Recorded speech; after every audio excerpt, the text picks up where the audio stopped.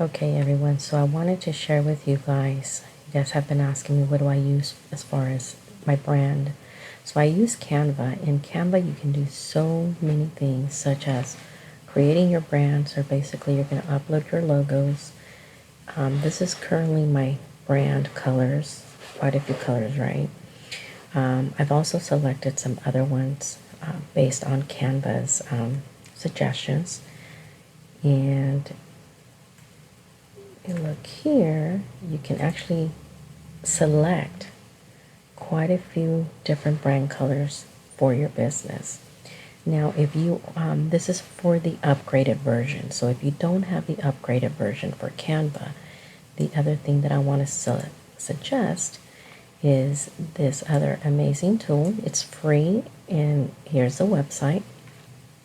Now you can also select based on popular downloads, and as you can see down below, that's how many times these palettes have been saved and utilized. Or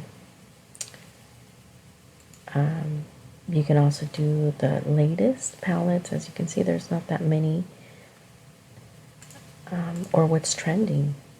And this is a free website.